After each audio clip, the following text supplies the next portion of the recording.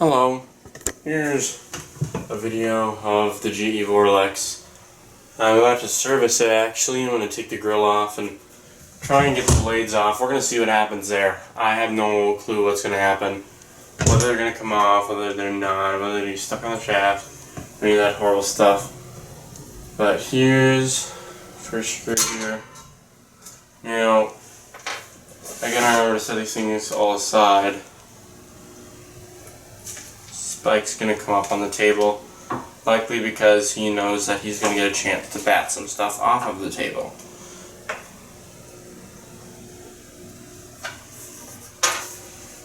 Anyways, we'll undo the second screw here.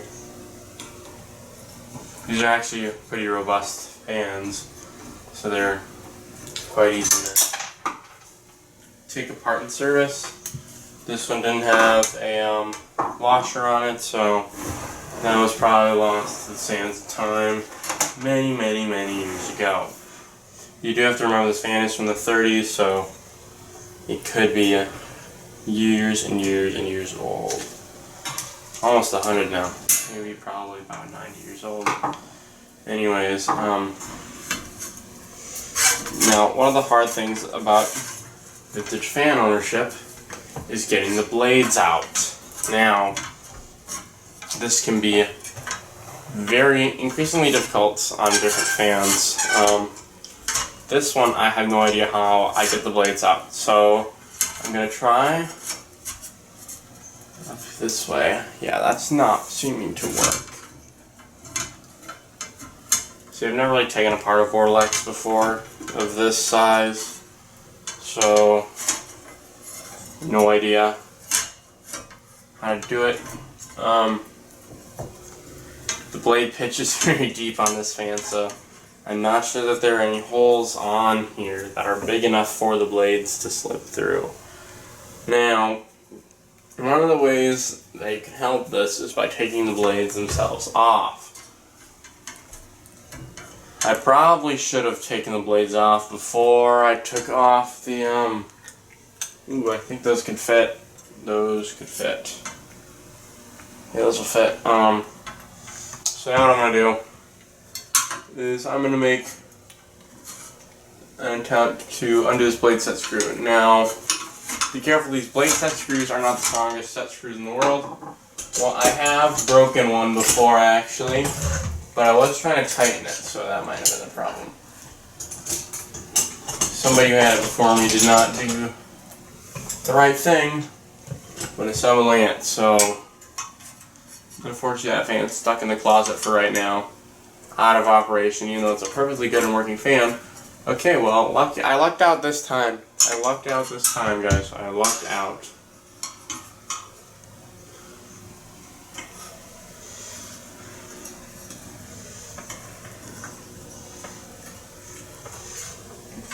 Now, you may think that I'm home free at this point, but I'm not. I have to see if the blades are even going to come off of the shaft. Because if they don't come off the shaft, then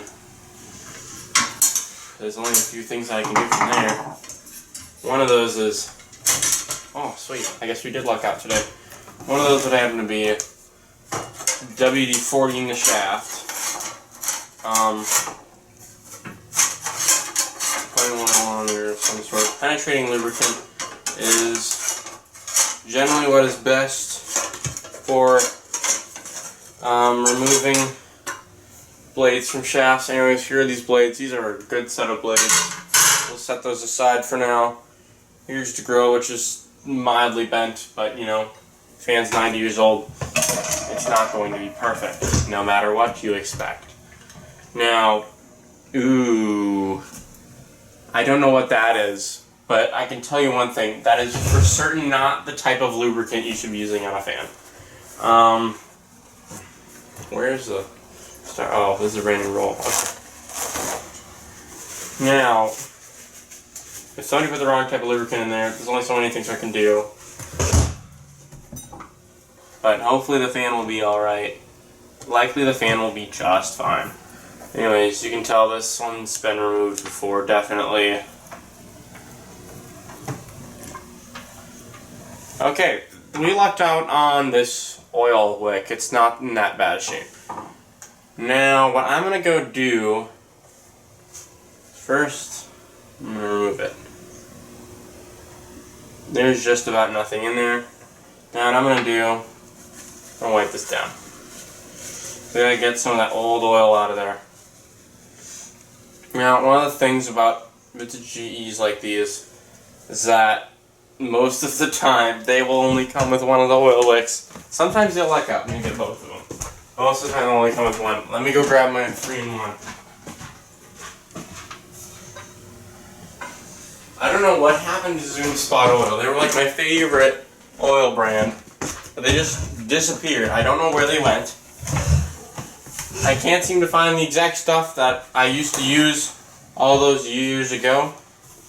I can find like other Zoom Spot stuff, but it just isn't the same stuff. Let me try putting some oil in this baby.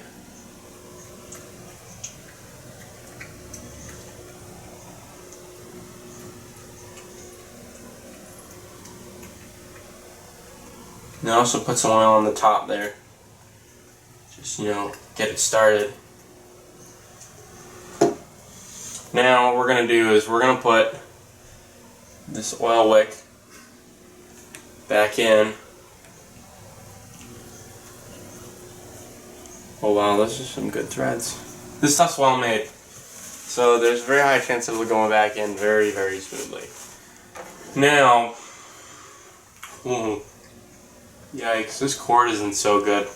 I think it'll be mostly safe for now though. I'll just have to replace it sometime in the future. I've actually had a fan from about the era of this one that had... Oh no. That's exposed wire. Let me grab my electrical tape. I don't want to die.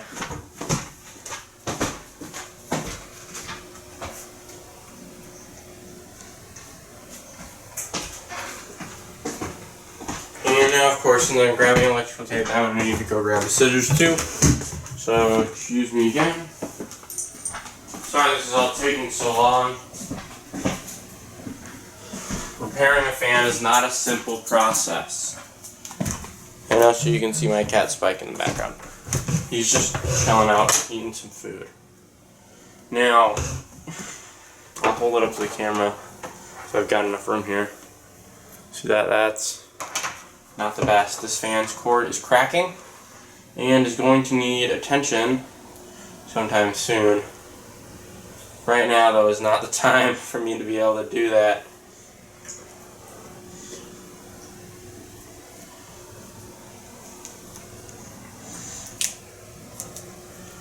Okay.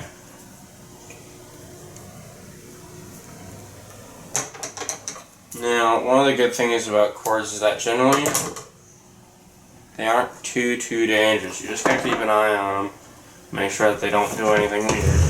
But now we're gonna plug in the fan. We're gonna turn on the motor.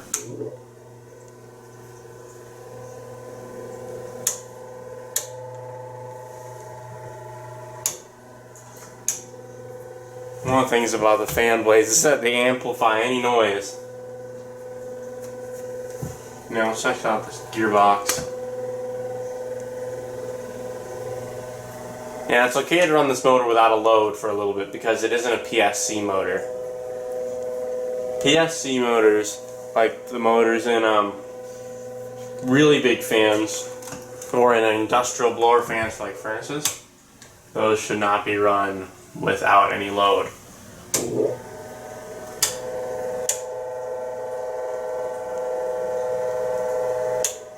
But this one's okay.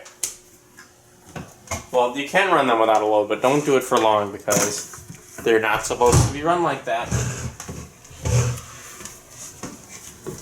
The head wire is in good shape. That's a good thing. I always like it when the head wire is still intact and working. At least it would appear. Now, one of the other things about doing these is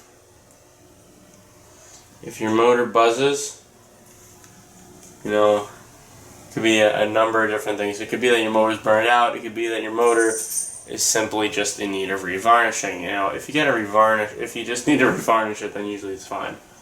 But in this case, I have no idea why it's buzzing or if it's normal. So we're gonna go ahead and just hope that maybe it was just that the bearings were a little bit stiff. And we're also gonna hope that it's normal, because I don't work on these that much. Don't over tighten your oil wicks, okay, folks? Do not over tighten your oil wicks, because if you break those threads, it's not gonna be fun.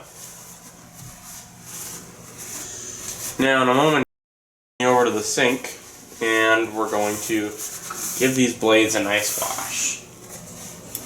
Now, also remember to clean off those data plates, folks. Data plates are kind of important. This one isn't in the best of shape, but it's okay, right? I don't know if this switch is original, but for some reason I doubt it. It didn't feel like an original Vortalex switch. Yeah, yet again more cracking there. Ooh, looks like someone over tightened the screw. Now, there are two flatheads and a Phillips on this one, so this one's definitely been serviced at the base, which is obvious, because this is definitely not the original cord, so I don't know why I mentioned that. That was foolish. Anyways, let's take the blades over to the kitchen counter, the kitchen sink. So, here they are. They're going to get a nice wash today. Lucky them. Okay, let me pick you up here.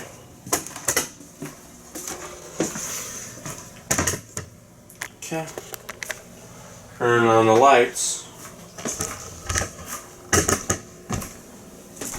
Now let's move these over. Then we'll, I don't know if keep doing that, putting it on half and half. Move those over, and then of course roll up your sleeves for this one, because you're going to be getting your arms a little wet here. Now, I'm not sure how hot I should put this water, so I'm just going to put it right in the middle. Lukewarm should be enough.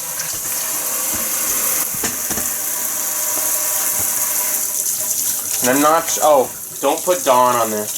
Don't put Dawn on your fan blades. Okay, for this one, I'm just going to do a water wash. I'm going to crank it up for now. You'll start to hear the pipes cracking. That means that the hot water's coming. Hear that?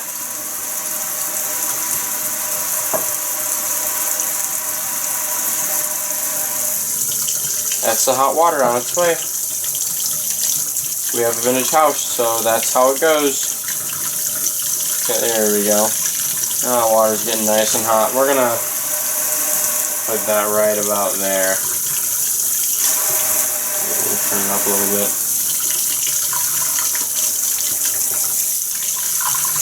But don't use Dawn on this, because once I used Dawn on a vintage GE fan blade, and a bunch of the paint came off, it doesn't look so good. It looks actually very strange. But you can use a little sponge like this. Just make sure you rinse it out a decent bit before if it's not new. Because you don't want to end up engraving food scraps into your blades. Because that's not a good thing. Anyways, now I'm going to get all these blades a little bit wet. Hopefully I didn't spray the camera too much.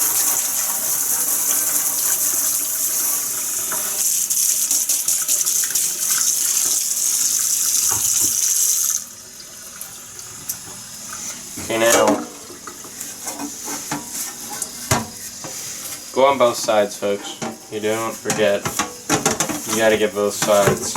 I'm not gonna be giving this thing a real deep clean today, just because, you know, I'm not really up for that right now.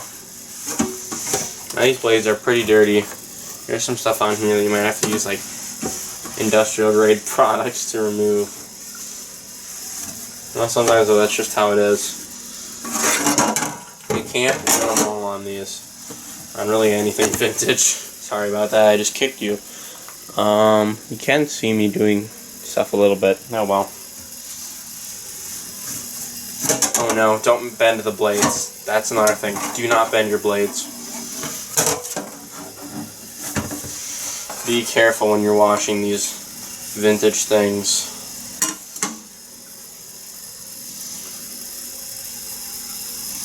Now we'll finish our last blade here.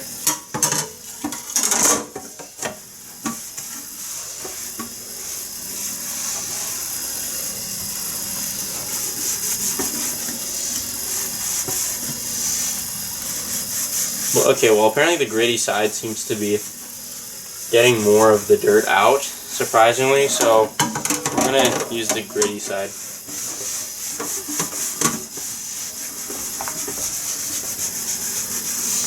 And those circles are things to do.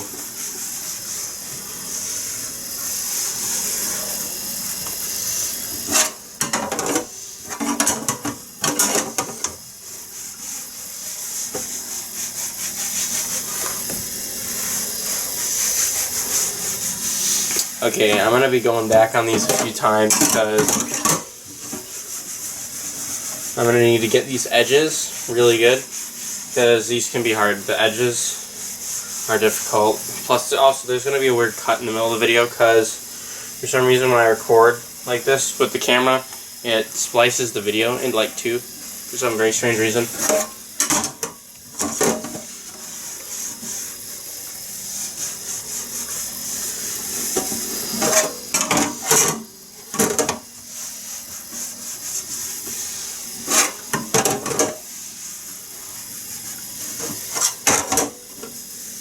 Okay, let's give these guys a little rinse here.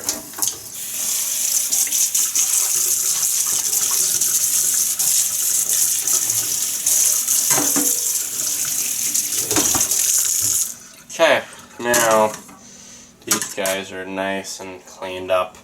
Look at that, that's a lot better than they were before, that's for sure.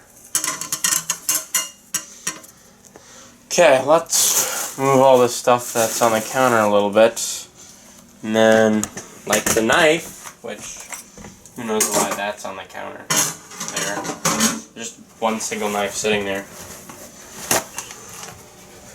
And there's also this, which is probably going to get in the way.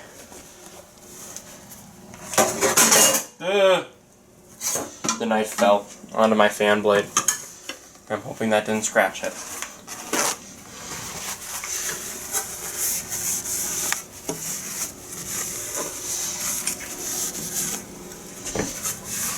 Now also, doing this dry off here is gonna pull out some of your contaminants too. So, or if you see any parts that didn't seem to clean up perfectly on the first rinse, start pulling out those contaminants like this. Now let's check the back side. The back side, of course, is a lot dirtier.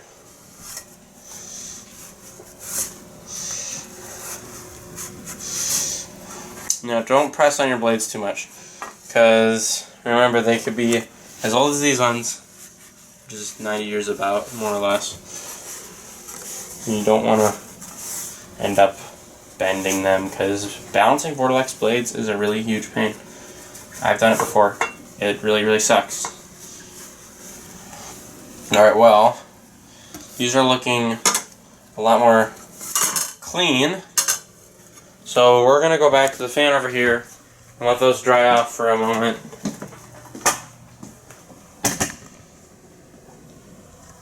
Now, if you look at this motor, it actually doesn't look half bad.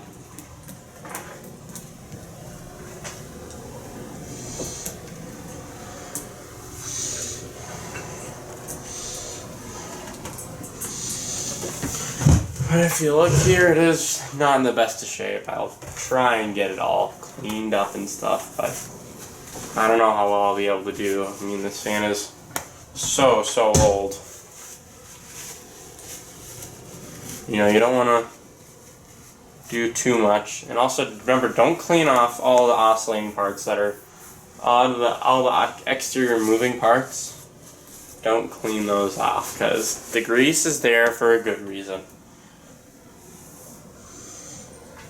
I actually have a GE that drips grease, surprisingly enough. It's a Strat fan. Okay.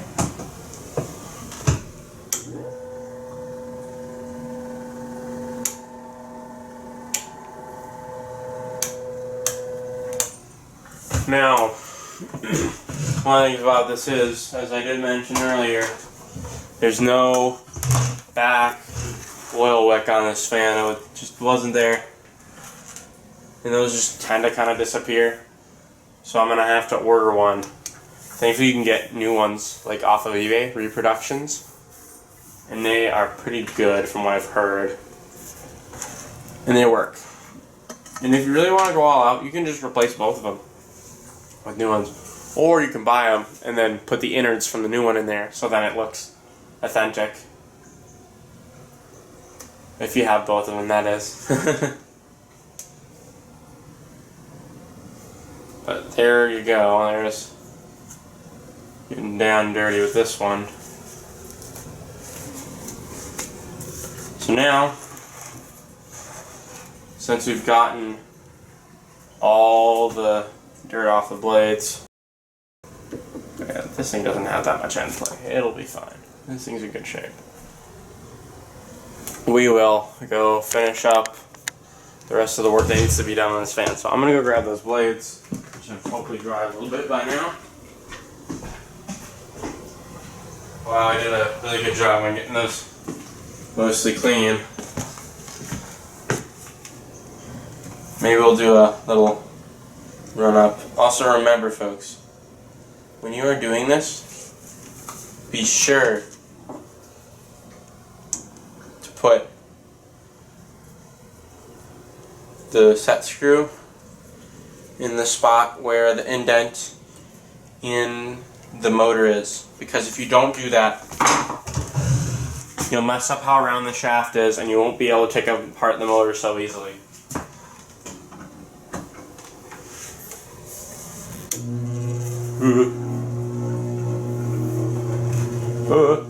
It's fleeing water everywhere. Surprisingly not.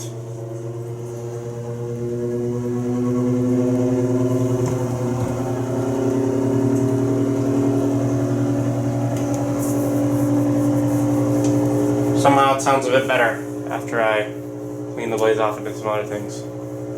Let's make sure it didn't come out of balance. Also move your little towels away if you're going to do this. Yeah, it's still blowing some water off.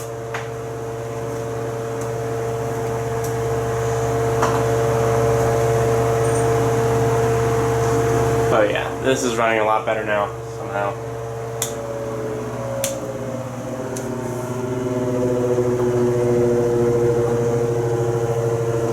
I'll probably put it in a separate video, everything else. For a second I thought I smelled a weird odor coming from the fan, and I was like, oh no, that's no good. But it's fine. Remember folks, if you smell weird odors from the fan and it makes a crackling sound after you turn it off, like it smells like something's baking, your motor's burned out, put it on a kilowatt, make sure it's not something else. And if it isn't, the motor is either going to need to be rewound or you can throw it out. But, you know, I'm not one who knows anything about rewinding motors, so maybe I'll try that in the future, but not sure. I do have a burnt out GE motor that does need a rewind, so it's supposed to only pull 1 amp, but it pulls 2.6. And as you'd be able to tell, that's just overamping a tiny bit. Anyways, I'm gonna go bring this into the picture and we're gonna see if we can get this on. So remember folks, have your stuff unplugged when you're doing stuff like this. Unless you don't like having fingers or something, which is really weird. I can't imagine anybody that just doesn't like having fingers.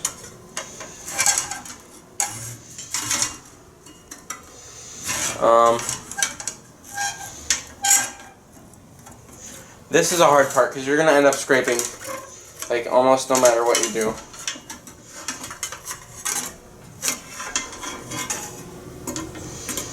This is hard.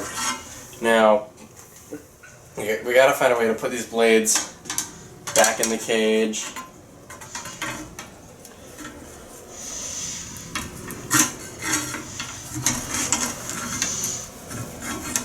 I haven't done this before, by the way, on one of these, so you'll have to excuse how, if you're somebody who's done this before, you'll have to excuse how terrible of a job I'm probably doing right now, and how clueless I am, so please do bear with me if you made it that far in the video, which would be surprising. Usually my view time is not this high. Anyways, back to the video, right?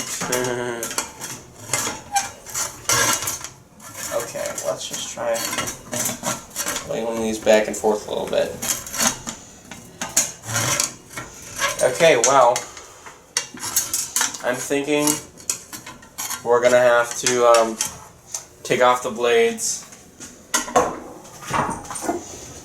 and put them in separately.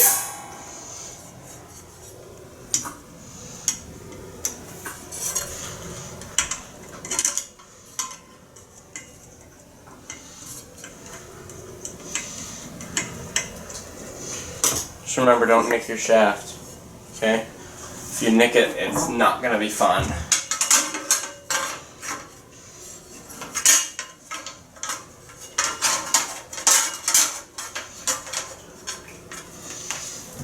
Okay, I'm gonna have to do this part out of frame, as this is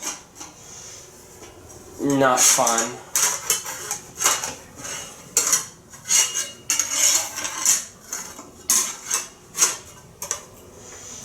Okay.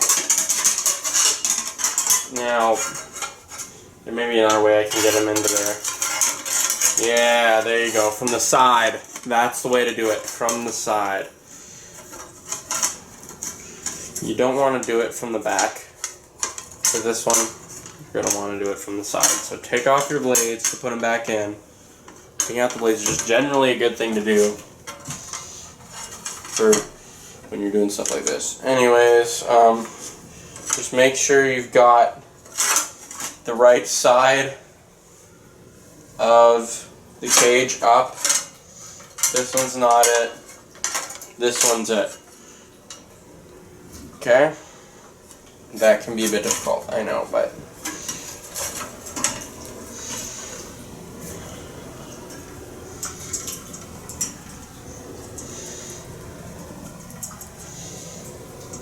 don't tighten this one, the first one, too tight, because you're going to want some leeway for the other screws.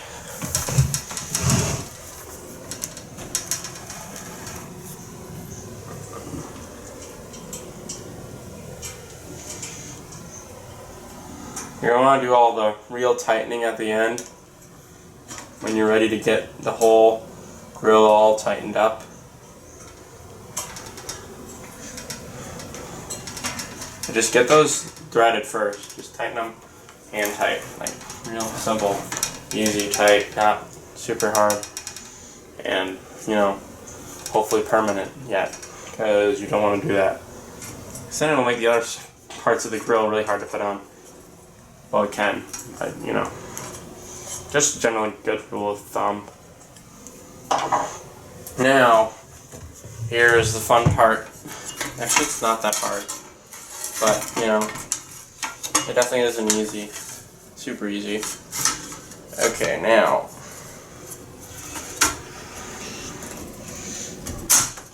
Chisel.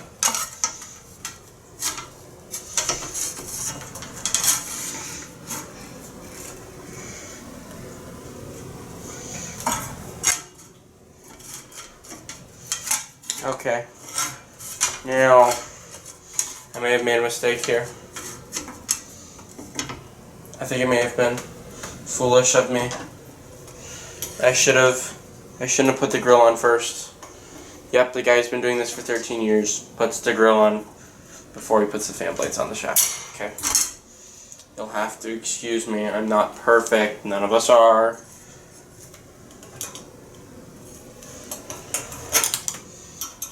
I'm really hoping that what I did there did not throw the blades out of balance. And if it did, well, that's not going to be fun. Okay.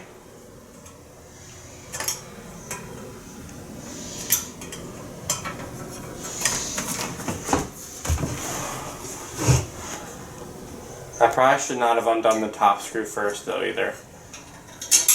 That was also another foolish mistake.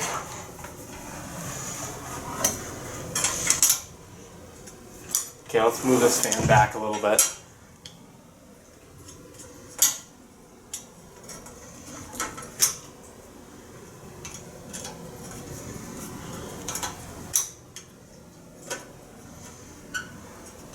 Now this one's being tough because everything's trying to move out of my way before I can do this, so. Okay, well first, now, the best way to do this is to point that shaft straight up. And then put your blade on, also, of course, straight upwards.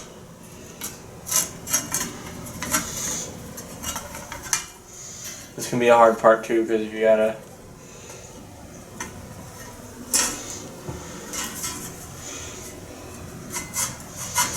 okay, well, apparently, there we go. Now make sure that there should be a funny looking part at the end of the blade, and that should be all hidden. You shouldn't be able to see it. And also, your screw should not bind up immediately. If it does, that means you've... Nope, don't land on my foot. Thank you. That means that you've misaligned your little slot in your motor shaft, and that you're going to need to take off the blades and do this part.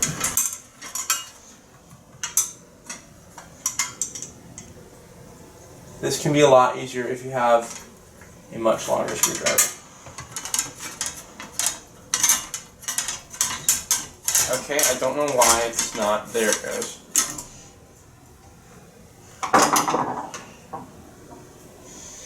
Now, the same thing that I did earlier, just, you know, after you got the blade on. Okay.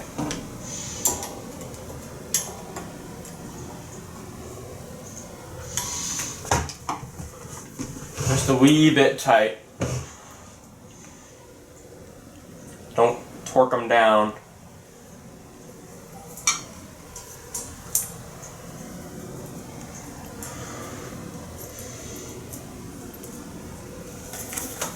Okay.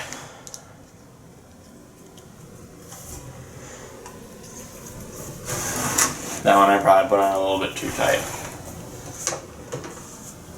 Okay, let's try this. Now, screw it in there. Okay, or if it's going to be troublesome, try a different angle.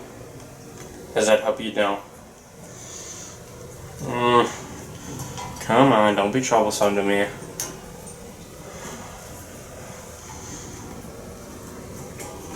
Alright, well. These fans, these types, are pretty easy to take apart. They don't have like all these plastic parts that have clips and stuff on them. They're definitely a lot easier to disassemble than a Vortalex flippy. They're also a bit easier than a box fan. So here I'll plug the fan in, we'll give it a little run on low, and we'll just see what it does.